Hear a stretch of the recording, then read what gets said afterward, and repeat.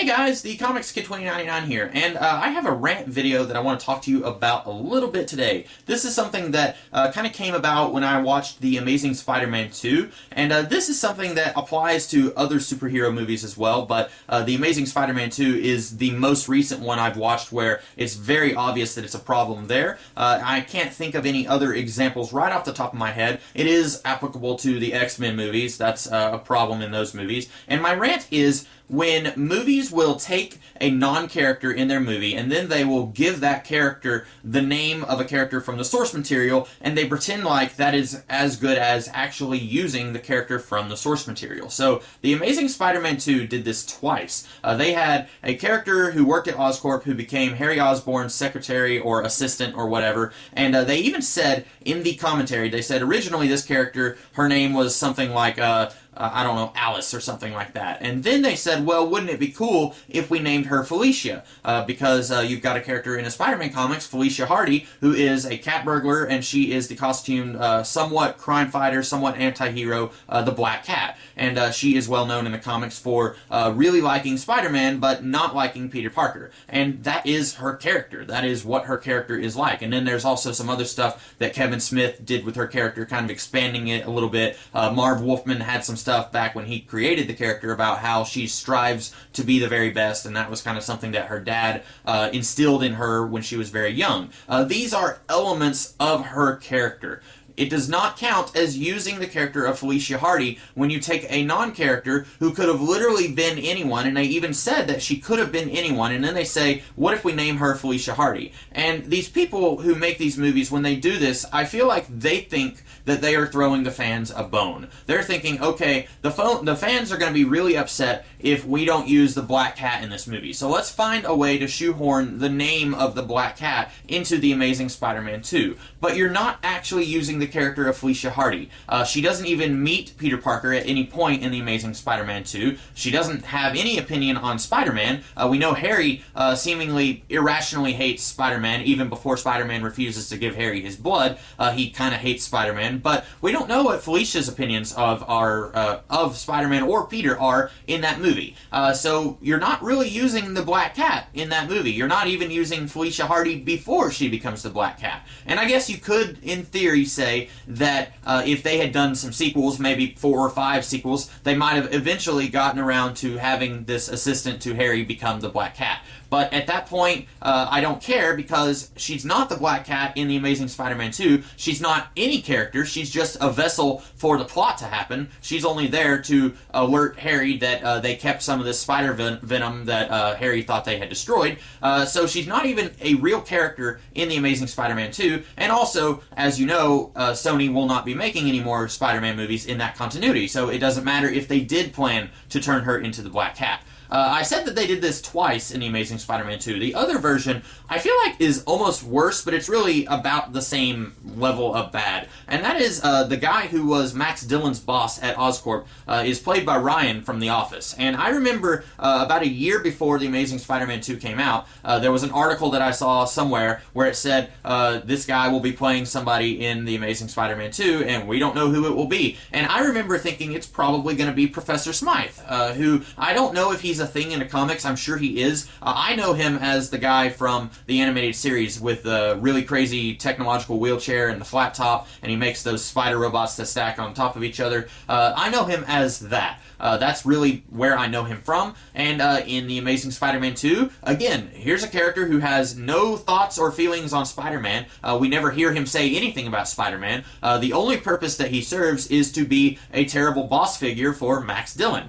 He has exactly 2 lines in this movie. At one point, Max is trying to convince his boss that he invented the generators that power the entire city, and his boss says, no, you didn't. And then also, he's the one who tells Max, hey, you need to work late tonight. By the way, happy birthday. And that's all that he's there for. He is as much of a non-character as Jim Carrey's boss from Batman Forever. And it would have been annoying if Batman Forever had decided that they were going to make Jim Carrey's boss be Roland Daggett or somebody like that, Rupert Thorne. It would have been really annoying if they had done that, but then they didn't import any of that character's characteristics from the comics into the character that they were using in the movie. If they had had Ryan from The Office playing some guy whose name is John Smythe, and he tells Max Dillon, hey, you need to work late tonight, that wouldn't have bothered me, because he would have been a non-character with a non-character name. But then he's playing a non-character who in no way resembles the character from the source material. I'm assuming that Smythe is in the comics. He doesn't resemble Smythe from the animated series, we'll say that much. And then they're using the name of Smythe for his character. That really bothers me, because what if you were going to do 3 or 4 sequels to The Amazing Spider-Man 2? What if eventually you got around to having Smythe do the Spider Slayer thing? Then it's going to be really weird and awkward when you go back to The Amazing Spider-Man 2 and he's there, but he doesn't actually have any purpose in the movie. He doesn't really need to be there at all. He's just there to be a terrible boss to Max Dillon. You actually could have completely taken Smythe out of the movie and it wouldn't have changed Electro's subplot at all.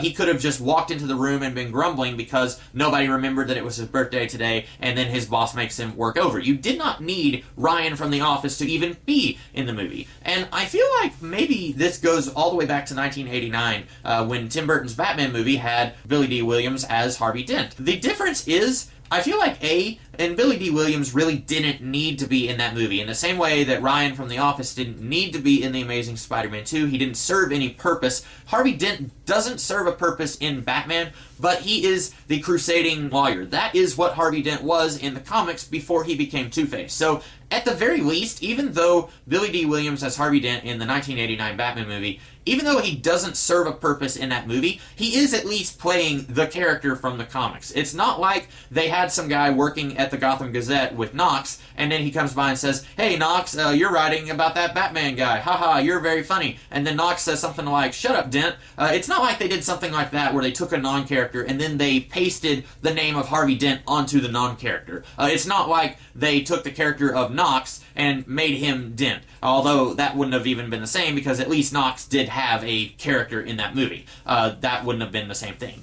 But I feel like a lot of people, like in The Amazing Spider-Man 2, I have a feeling that they were influenced by the 1989 Batman movie, where they were like, okay, that was really cool how that movie was setting up Two-Face a couple of movies before we even got Two-Face. Let's do that with Smythe and Felicia Hardy, except that these two characters, A, don't really serve any purpose in the movie other than just kind of moving the plot along in a very robotic fashion in the case of Felicia Hardy, and not doing anything at all in the case of Smythe.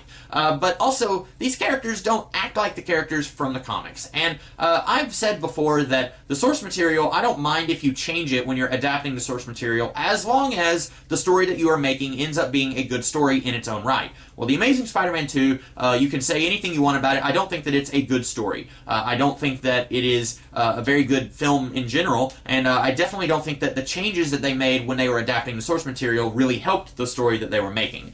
There were some things I didn't mind, like making Harry Osborn the Goblin first.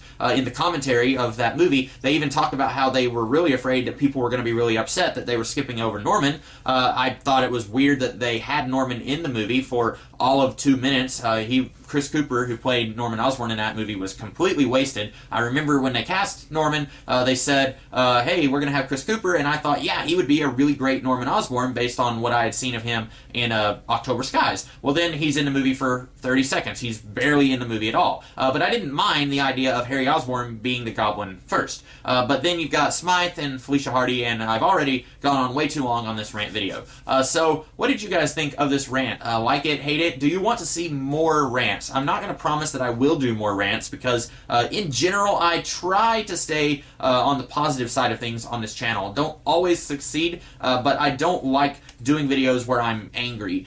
So this isn't something that you will very likely see very often, but if it gets an overwhelmingly positive response, I will at least keep that in mind when I'm doing more videos in the future. So I will see you guys in the future with some more videos, not rant videos, but reviews and stuff like that. And I hope that you guys have a great rest of your day. Catch you later.